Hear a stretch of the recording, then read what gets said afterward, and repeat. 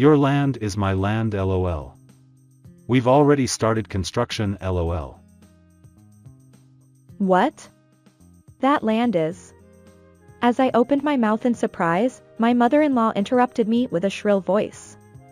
She said, "We don't need a wife who talks back to her husband. Just say you understand." I didn't know what to say to my mother-in-law, who was looking smug. That land has already been leased to a company, and a new apartment building is planned to be built. The land fee is scheduled to be transferred next month. I thought I had told Steve about it. Mother-in-law, that land is. Every time I tried to tell the truth, my mother-in-law would interrupt me with a shrill voice, saying, "That's enough. You just need to keep quiet. Got it?" I finally yelled, "I understand." As I looked at my satisfied-looking in-laws and husband, I cursed them in my heart. Just wait and see. I can't wait to see you cry. My name is Mary. I'm a 45-year-old housewife. I've been a French language instructor for 23 years, taking advantage of the experience I gained from studying abroad for about 2 years during college. I have a fulfilling life interacting with many students every day. My husband Steve is also 45 years old. He became a student at the French language school, and that's how we met. Although I had no intention of getting involved with a student, I rejected all his advances while he was enrolled in the school. However, after he left the school, he persistently pursued me and we started dating. Steve was very gentlemanly during our dates, and our relationship progressed smoothly. We dated for about 2 years and he proposed to me. We got married when we were 30 years old. However, as soon as we got married, Steve's attitude changed completely. At first, we fought a lot, but I didn't have the physical or mental stamina to fight every day. In the end, I gave in more often than not, and it became the norm. Steve has a younger sister named Lori who is 5 years younger than him. She seemed to avoid coming home often. When I met her, she seemed like a brisk woman, but Steve said she was a selfish person who couldn't be accommodated because she was cheeky despite being a woman. As a result, I had little to do with Lori, and even after several years of marriage, I only saw her at New Year's parties. Even after 10 years of marriage and turning 40, Steve and I were unable to have children. We were told by our parents-in-law to get tested at an obstetrics and gynecology clinic, but there was nothing wrong with my body. However, as soon as I reported it, Steve yelled at me with a devilish face. What? Are you saying it's my fault? I stammered, "No, that's not what I meant," but Steve was already furious and threw the remote control against the wall next to me. Don't get carried away. I'm never going to the hospital. You're the one who's weird. Let's change hospitals. Don't ever go there again. Got it? Steve then left home with only his wallet and smartphone. I picked up the broken remote control and cried. I thought to myself many times that this wasn't the married life I had dreamed of, but maybe I didn't choose divorce because of my fond memories of kind Steve. When I was 43 years old, my parents-in-law told me that having a child at an advanced age was bad for appearances, and I gave up on having children. When I told Steve about it, he just said, Huh. He didn't seem to care much, and I realized for the first time that I was the only one who was worried. My and Steve's residence is located about a 5-minute walk from my in-laws' house, and they used to visit us about 3 times a week. To be honest, I didn't like my in-laws very much. My mother-in-law kept making sarcastic comments, and my father-in-law kept talking about my appearance and nightlife. You know, some important person said that as you get older, your eggs deteriorate or something like that. I'm not saying that Mary's eggs are deteriorating or anything. But once you're over 40, you know? If something happens, it'll be a nuisance for us too, right? Well, even if they're deteriorating, Mary's style is still attractive, so Steve should be able to enjoy it too. Gross, Dad. No one would feel good when vulgar conversations are taking place in front of them. While silently serving tea, I hoped that my in-laws would leave quickly. You know, I gave birth to Steve when I was 20 and to Lori when I was 25. Oh, it's not like being young is everything, but it's true that younger women recover faster after childbirth, right? Yuri's still young too, Mom. No, I mean, compared to Steve's classmates' mothers, I might be younger. With just a little flattery, my mother-in-law was in a good mood and I forced myself to smile. My mother-in-law was proud of having given birth to Steve at a young age and liked to assert that she was younger than those around her.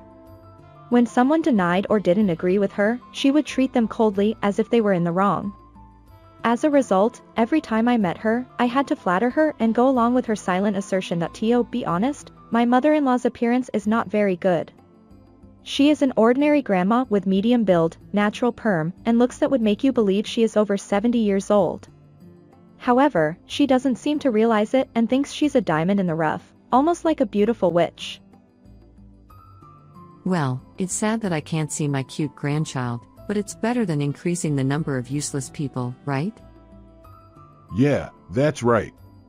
If we don't have children, they'll take care of us. The living room was filled with vulgar words even though it was my own house, making me feel very uncomfortable. And my in-laws left after saying what they wanted to say and feeling refreshed. One day, I received a call from my father. He informed me that my paternal grandfather had passed away and that I would also receive an inheritance. My father's ancestral home was a well-known family in the area. Since my father was the youngest of 6 siblings and had no particular inheritance to receive, he had lived his life doing what he wanted. As a result, my family wasn't particularly wealthy. However, since I was the only one who could be called a grandchild in my father's family line, my grandfather seemed to have left me some land. The content of the inheritance was cash that included expenses necessary to inherit the land and other costs. I thought for a moment that it was a dream to have enough money to live on even after paying inheritance tax. However, the land itself was too large to build a house on, and I didn't have the confidence to use it well. When I consulted my father about this, he suggested lending it to a company that wanted to build an apartment. I wouldn't have to worry about management and other issues, and I would receive enough money to live my life as I pleased just from the rent. Since it wasn't something that was originally planned to be inherited and wasn't a land that anyone in the family had any attachment to, lending it to a company was decided easily. I told Steve about it. He seemed lost in thought for a moment but said, I see. And started reading his book alone again. I thought that was the end of our conversation, but it turned out that Steve had made another plan on his own, which would come to light one day. One holiday, my in-laws came to my house as usual. While I was cleaning up the kitchen alone, Steve suddenly called out to me while snacking on the tea and sweets I had prepared for him and my in-laws. Your land is my land, lol. I've already requested construction work, lol. What?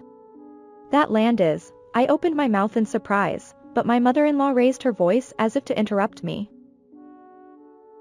I don't need a daughter-in-law who talks back to her husband. Just say I understand. I didn't know what to say to my triumphant-looking mother-in-law. The land had already been lent to a company, and a new apartment building was planned to be built there. The rent for the land is scheduled to be deposited next month. I thought I had told Steve about it too. Mother-in-law, that land is. That's why. You just need to keep quiet. Got it? Every time I tried to tell the truth, my mother-in-law would scream and interrupt me. Finally, I lost my patience. I understand. As I looked at my satisfied-looking in-laws and husband, I cursed them in my heart. Just wait and see. It'll be fun to see you cry. I decided to do something that I had been unable to do for a long time. I renewed my passport, which I hadn't updated for years, and contacted a friend who lives abroad. My friend was very surprised when I told them about this, but they agreed to help me. It was a bit difficult to proceed with the plan carefully until the time limit when Steve would find out about that land, but it was fun as long as I thought it was for my own bright future. When everything was ready, Steve received a timely call from the construction company about the land. One day, when I returned from work, Steve was standing at the entrance with an angry face like a demon. Did you deceive me? With that one word, I understood what Steve was talking about. While desperately trying to tighten my cheeks that were about to loosen, I answered Steve. What are you talking about? Steve seemed to be very upset with my words. He glared at me while trembling with anger. It's about that land. The construction company contacted me. They said they couldn't accept the request because they were already working on another construction project. Is that so? But I think I told you about it. What? Isn't it your duty as a wife to follow what I decided? Stop the construction plan for the apartment immediately. Didn't I say, I understand? I sighed because of his selfish argument and my work fatigue. Steve grabbed my collar and threatened me. However, it wasn't scary for me anymore because I had already prepared myself. It's impossible. Because that land has already been lent to a company. What? Didn't we talk about it? The land is under my name, but the building on that land is under the name of the company. It's called a leasehold right. I receive rent for the land but don't get involved in the building. I explained it to you properly, but you didn't understand. Steve seemed not to understand and let go of my hand with a blank expression. While looking straight at Steve, I continued speaking. So let's get divorced. What? Why would we do that? Are you serious? Finally realizing that I was quietly angry, Steve began to panic suddenly. While looking at his pathetic figure out of the corner of my eye, I moved to the living room. Steve followed me while watching my behavior from behind, and he looked smaller than me even though he was bigger. Hey, Mary, I'll respect your plan this time, so please reconsider the divorce. Even so, I looked at Steve with contempt for his condescending attitude. Steve was completely frightened by my gaze. Why do I have to respect what you decided about the land I inherited from my family? No. You seem to be misunderstanding something. You don't have any right to interfere with my land that I inherited. Steve listened to me for a while but immediately bit back when he heard that he had no rights. You're being disrespectful to your husband. Who do you think is feeding you? Oh, all living expenses and housing expenses are split in half, so I live on my own money. What? Didn't you notice? Were you really not interested? I took out my household account book and opened this month's page. Steve and I put in $700 each for living expenses, and I paid separately for the rent of the room we lived in and public utilities from my account. In other words, even though we said it was split in half, I paid more money. As you can see, I can live on my own, and I'm wasting money just by being with you. That's a lie. But you get more than $1,330 as pocket money every month. But since we got married, you've only put in $700 into our home.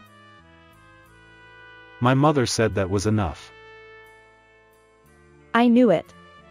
This mama's boy is so annoying. Mama's boy?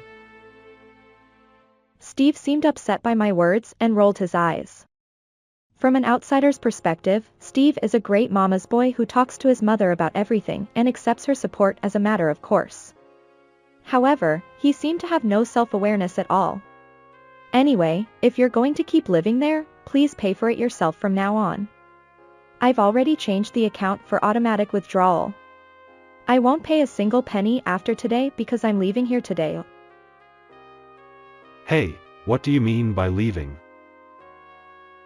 Ignoring Steve's words, I took out a suitcase that I had prepared in advance from the closet and headed for the entrance. Actually, the luggage had already been carried out. I had been carrying it out little by little so that he wouldn't notice it, but Steve didn't notice it at all. He wasn't interested in me at all. It was a bit sad but honestly convenient. Steve followed me to the entrance and looked at me while being flustered. In response, I took off my wedding ring in front of him and placed it on top of the counter. Are you really leaving? You'll regret it. I replied, "You'll regret it if we keep living together." Ah. What about my food? I said, "What? Prepare it yourself." I was completely amazed that Steve was still worried about food at this point. Steve had a very natural expression, but when I replied with a word, he was very surprised and froze with a surprised face. I didn't want to look at Steve's face for even a second, so I left the house where I had lived for 15 years. For several days, I was busy preparing for the future and running around for various procedures. Then, my mother-in-law called me. I answered the phone even though I was annoyed, and I could hear her high-pitched voice over the phone. Hey. What's this about a condominium being built on that land? And you're divorcing Steve? We've been childless for 3 years and you're leaving us after 15 years of endurance? How ungrateful. Mother-in-law, the condominium was already decided from the beginning. And Steve and I are getting divorced because we couldn't build trust, and Steve didn't cooperate with infertility treatment. That child is healthy. It's strange. I am too. My mother-in-law screamed a key over the phone in frustration at my words, and I found it a little funny that someone could scream like that in a manga. Anyway, we'll demand compensation from you. It's punishment for deceiving us and making us sad. You must pay for it. Steve is annoying me with his constant talk about it. Steve will pay you back, so please keep sticking to him forever. Also, Steve is the one who has to pay compensation, so don't run away because a lawyer will contact you later. What? You're a daughter-in-law? My mother-in-law continued to scream, but I hung up the phone without caring. It was surprising even to myself that I could say so much when I was fed up with everything. But it felt very refreshing, and I felt like something that had been weighing on my chest for years had become a little lighter. After a month of leaving the house, we finally decided to discuss the divorce. The basic conditions were already decided according to the lawyer, but he said he wouldn't stamp the divorce papers unless I met him. So I reluctantly reserved a restaurant as a place for discussion. My in-laws had stubbornly insisted on their own home as the meeting place, but I refused and reserved a restaurant with a private room. When my in-laws and Steve arrived at the meeting place, they were smiling unnaturally, and I had a feeling that they were up to something. Mary, it's been a while. How have you been? I've been good, thank you. As I said that, my mother-in-law approached me with a smile and a cat-like voice. I'm sorry for everything so far, Mary. Let's talk about the future from now on. Yes, let's. With those words, I somehow understood the content of my in-laws and Steve's scheme. They probably wanted me to pay them a portion of the land rent or something like that in exchange for the divorce. And as expected, my mother-in-law mentioned the inheritance I received as soon as she sat down. Hey, do you know the current value of that land over there? Well, I was surprised. And you're getting money from other sources too, aren't you? We need to split the property properly. I laughed at her petty words. My mother-in-law was initially stunned by my laughter, but soon glared at me with a red face. What's so funny? Mother-in-law, didn't you know? The inheritance I received is not shared property between spouses. What? My mother-in-law screamed in disbelief and opened her eyes wide. It seemed that she had not researched such basic things because she was blinded by the amount of money involved. Then we won't get a single penny. That's right. My words were followed by an inaudible scream from my mother-in-law before she slumped down weakly. Judging from my mother-in-law's attire, she intended to use my inheritance to live a life of luxury. It was good evidence that she was saying, "What should we do about payment?" Don't you want to support your husband's family as his wife?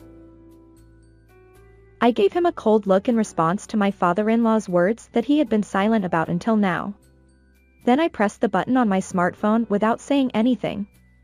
From there, my father-in-law's vulgar words flowed out of the phone. What? I don't need any of you. I'm living my own life. Do you think you can get away with that selfishness? I can even go to court if you want. It's just evidence to submit. If you do that, my position will be. Well, it will be socially difficult for you. My father-in-law couldn't say anything back and slumped down like my mother-in-law. When the noisy outsiders finally stopped, I looked at Steve. Steve had a white face, but suddenly had a look as if he had thought of something. It must be hard for you to manage the money alone, so I'll help you. You can do whatever you want. I don't know why I have to be involved with you even after divorce. Besides, there are people who will think about how to use the inheritance with me. Come in. When I called out, the door opened and a woman entered. Steve was surprised and opened his eyes wide when he saw her. Lori. Long time no see, big brother.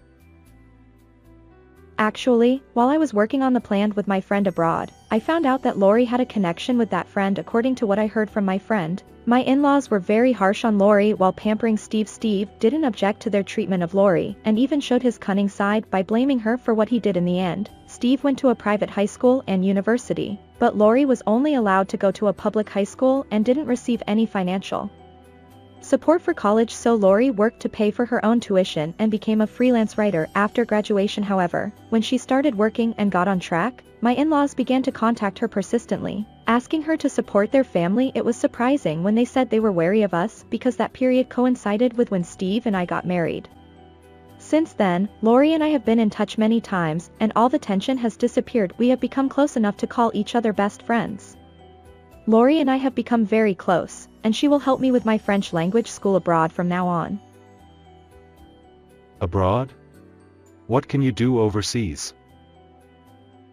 Did you forget my profession? I originally studied abroad for 2 years and spoke French with native speakers every day at work. I have no problem using French, and if I hadn't married you, I would have gone overseas much earlier. What about me? I can't speak French. Do you understand what divorce means? It means that I'm going to stop living with you. Oh. Steve finally seemed to understand the situation and turned pale. When I received the completed divorce papers from Steve, who had become silent, I left the three of them sitting there and left the restaurant with Lori and a lawyer. I submitted the divorce papers to the city hall and moved overseas. Since my belongings had already been sent to my new home, I was able to start my new life without any problems. I share a room with Lori and we respect each other's work. Lori is becoming a popular freelance writer by writing overseas columns and writing articles about France for local publishers. Actually, Lori's dream is to be a novelist, and I'm thinking that I need to work hard when I see her working hard on stories in between jobs. Steve lived in the apartment where I lived for a while, but he had no savings because he had been playing around until then. He couldn't afford to pay rent and pay me alimony, so he ended up having to leave. He returned to his parents' house, but his in-laws, who no longer received money from Lori, ate up most of his salary, leaving him with no money and doing all the housework that his mother-in-law had abandoned every day. Apparently, my in-laws also need to let go of their house soon because they can't afford it. A large number of messages asking Lori for money were coming in, but Lori smiled and said, "Go to hell," and hung up the phone. I think my mother-in-law, who is still 65 years old, should work, but there are few places that would hire a mother-in-law who has never worked before. Rather, I don't think my mother-in-law will choose to work, so it's likely that my in-laws' house will disappear in the near future. I am running a French language school, which was my dream, and it is thriving. The students are very enthusiastic and full of hope that they will go to France someday. Now, let's study greetings today. Today, too, I stand at the lectern with a smile. I love myself now, who can confidently say that the future is full of hope.